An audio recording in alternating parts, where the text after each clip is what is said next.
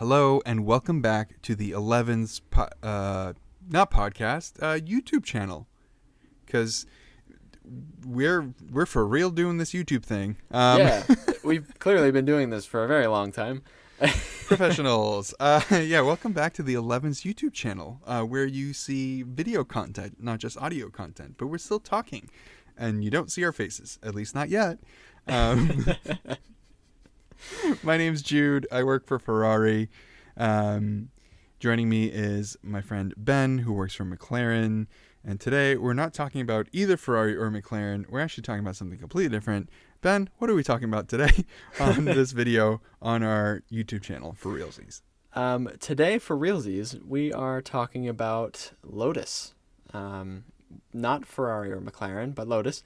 A brand that is going through quite a bit of change over the past few years. Particularly, we're going to start by talking about the newly unveiled Lotus Emeya, if that's how you pronounce it. That's what we're going to go with. Yeah, so we'll start there. So if you're unaware, the Lotus Emeya is another EV coming from the Lotus brand. It's on, I believe, the same platform as the Emeya. Again, if that's how you pronounce it. I don't know what Lotus is doing with these names. I can't with these. I literally Googled Googled Emeya and spelled it wrong, and Google was like, "Oh, did you mean Emira?" I'm like, "No, I don't know what I meant, man." So, I mean, classic Lotus methodology for naming their cars, they all start with an E, the letter E. So, Elise, Exige, Emira, like you mentioned, Avora, right, which is the old Emira. Emeya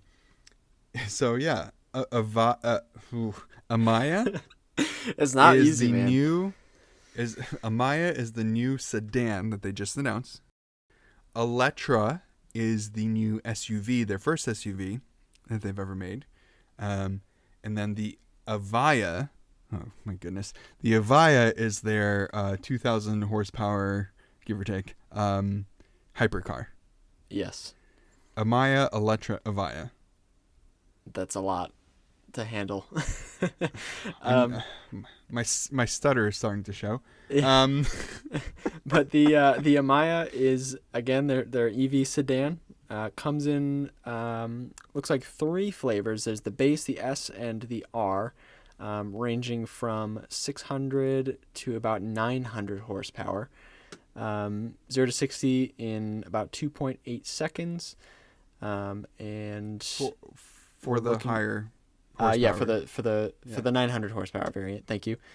And for range, it's I don't think they've announced it yet, but it's going to be similar to the. Say it again one more time for me. I don't know which one you're talking about, dude. Electra. So it's like electric. Think of, like Electra, like the Electra, like the car or the superhero, but without the C sound. Got it. Or the K sound, rather. Got it. Thank you. The Electra. Thank you. I got it. Man, I'm so proud of myself. Proud of you too, buddy. We're professionals. This is what we do. We're expecting the range to be pretty similar to the Electra, which would be somewhere between 260 and 315 miles of range. Now, if you guys have been listening to our podcast, which, by the way, we are a podcast as well, you'll know that I'm not necessarily the biggest fan of EVs, so I haven't really paid too much attention to most EVs that come out. I just kind of like, I don't know. It's just another EV. But when Lotus comes out with an EV, it's got my attention because I like the brand. But the brand has gone in such a different direction than what we're used to. And it's not anything particularly new right now, because they have been pushing EVs, that this new look, for a few years now. Like you mentioned, they started with the Emeya, the hypercar flagship. I mean, I guess, Jude, going over to you, what are your thoughts on the car itself? So I love electric cars. I think, I've said it on the podcast so many times. I think that most people shouldn't drive if you can't take public transportation or cycle. If you can't do either of those and you have to drive and you have to own a car, get an electric car. meets the needs of 99% of the population. That's what you should do. It is the future. I'm totally open-minded as much as I can. I'm just glad that it's not another electric SUV. I mean, they've already done that with the Electra, right? Give me another car. Give me another electric car. It's a high-performance electric car. It's probably going to cost right around $100-ish grand, right? Yep. Is just about 100. Just north. Which is not cheap. So that's not what we need. Because for $100 grand, there's plenty of electric cars that you can buy. Or even less. So I want to like it. I'm just not convinced yet.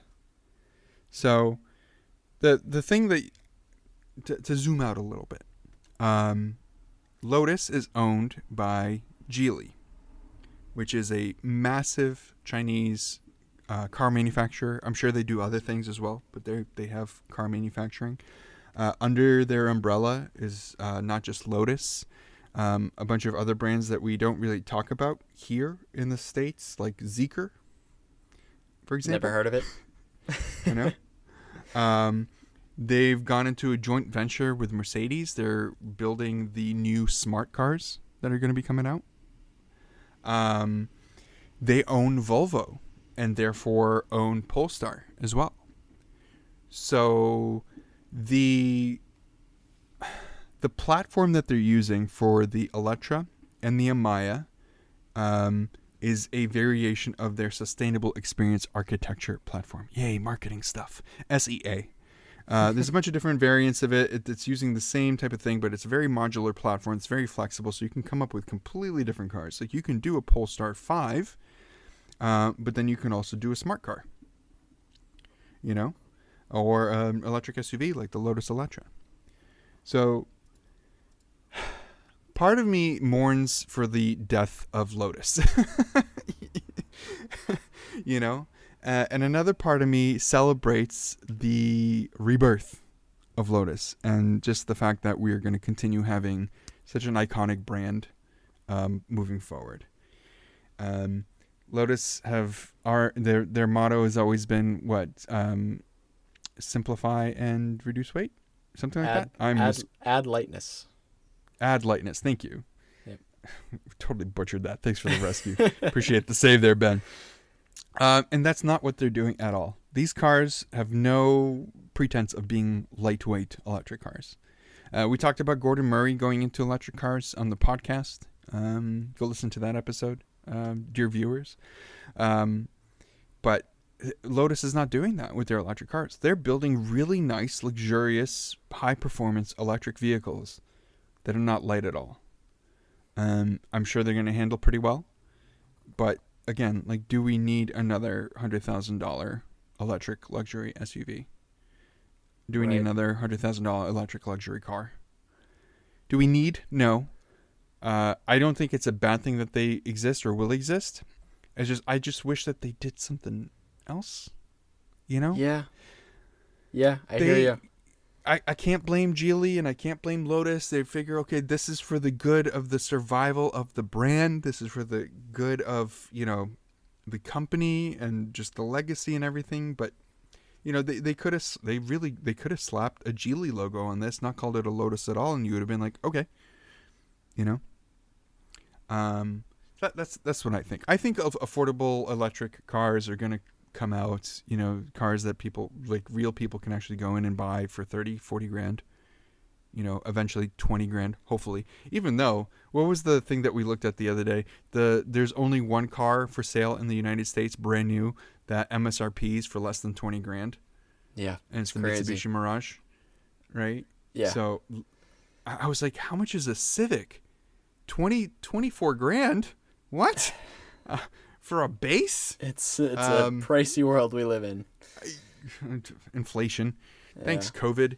I hope we don't get flagged on YouTube. I was going to say that. Two podcasters try video content and crash and burn. Anyway, so keep it together, that's what I'm thinking. Falling apart here. Lotus has got me feeling all kinds of emotions. I don't know, man. Like, I like it. I think the design, objectively speaking, the design's beautiful. It looks luxurious. I'm sure it's going to drive amazing. Who doesn't want a 900 horsepower car? I do. I want a Lucid. You know, I want a Polestar 5. I want a Rimac Nevera. You know, Mhm. I want these things. They're electric cars and they're great and they perform well. But like, how much cooler would it have been if we had gotten just a super lightweight Emira with one electric motor, just enough power, lightweight, as light as you can get an electric car to be, and just toss that around. That's what I want. Not to say Right. that they won't come out with that, but like, why aren't they leading with that? Yeah. Why go with a big sedan? Yeah. I The don't know. SUV, the SUV makes sense because everybody wants an SUV. So from a money play or from a business play, it's like, okay, it's got to make sense. We got to build an SUV because that's going to fund everything else. You know. Yeah, I'm sure this is going to be a great car. And I was thinking about it. I kind of disagree with you a little bit on the design. I feel like this design language works better on the Electra as an SUV. Somehow the lines on this are a little awkward, especially around the rear. Okay. I feel like proportionally it's a little off, and then the camera on the side makes it a little busy, like in the middle of the door. Yeah. Like, I don't know what that is. But I'm sure it's going to be a great car, and I feel like, honestly, looking at the interior, I might prefer this over a Taycan. Like, it's different. It's exciting. It looks like there's some really cool materials going on in there. Yeah. But like you were saying, like it's branded as a Lotus, but it's definitely not a Lotus in the way that we're used to looking at a Lotus. And I understand, like you mentioned, with Geely being in charge and wanting to revive the brand, Lotus has never really been a thriving company. I wouldn't call it one of the best money makers in the automotive Oh, industry. they've been on the brink of failure so many times in just the classic British way of Right. building a car company. Right. So, I mean, like, if as an enthusiast, if I had it my way, I would want to keep it the same and build small, lightweight sports cars the way that they have been. But clearly, from a business standpoint, it's not really the best choice to make. So I get where they're going. So, like, but at the same time, if they're going to have to go EV, which I get, way of the world, all that, they could have at least kept the brand identity in that, like you said, simplify and add lightness. Build small, lightweight, I mean, even relatively lightweight for an EV cars. And they don't have to be all sports cars. They could have built a small sedan, like, do a throwback to the, was it the Ford Cortina that was in collaboration with Lotus? That would have been cool. Yeah. I don't know. Revive that name? Like this new design, like this is totally different. And again, like you mentioned, you could slap any badge on this and it'd be like, okay, sure, it's a whatever. It's not. You don't look at it and think Lotus. So I don't know how I feel about the direction that the company's going. I think that they're building cool cars, but I just don't know if it's Lotus enough for me. So Yeah. And I hope, like I mentioned, I hope they do like an electric Emira. I'm sure they will. But I don't know. You look at what another British company is doing, Caterham, right? They showed off their Project V or Project 5. Did we get any like consensus or like the video I don't know. watched, they said V, so let's go with that. Okay, Project V. It's a 2+1. So cool. EV. It weighs. Their target for the production model is 2,600 pounds, which is, come on, that's light for a modern car with modern safety equipment and never mind batteries, right? Right. It's going to be 249-mile range. It's going to 0 to 60 in about 4.5 seconds, so nothing absurd. But the Lotus was never like supercar speeds anyway. Why didn't they build something like this? Why don't they build something like this? I hope that they prove me wrong and they do build something like that. In a year from now, we'll be talking about how great it is. I hope so too. But like we're saying, it seems like Lotus is now a luxury, high-performance electric car brand, which is very strange to say. But that's what they are now, right? Like excluding the Emira, which is based on the old Lotus formula. Avora. The Evora, yeah. Excluding that car, that's what they are now. Strange. So do you see any other car company kind of filling in that missing slot in the industry where Lotus used to occupy? I mean, Caterham is going to be such a niche thing. Not that Lotus was never not niche, because they were, but Caterham even more so. I mean, I just don't know. I don't want this episode to be like kind of like a downer, like, oh, it's the death of the brand, like I said, but I can't help but feel that way. Yeah. I think maybe I think Lotus was kind of on its own in what they had built in the past, in terms of like that's all that they built was small lightweight sports cars. But I'm hoping that Mazda continues the lineage with the Miata and does a really good job with an EV Miata. Yeah, but they're not the same. I mean, obviously they're not the same, but like they're not even in the same category. Like there's no Exige Miata, No. But I'm just trying to think of, any sort of other lightweight sports cars that exist that probably will have to go the EV route. Yeah. That's the first one that comes to mind for me. Can we take a moment to just I just want to summarize the positives of what's happening. Can we do that? Because otherwise Sure. I'm just going to cry. Lotus isn't going away. That's a positive. Yes. It looks like these are objectively really good cars for what they are. What else? The Emeya is in production. Yeah, that's still around for now. Which is such a good happy medium between what's coming and what was of the past, right? You've got this lightweight sports car with a manual transmission and great steering and all that, but you get the interior of the new gen.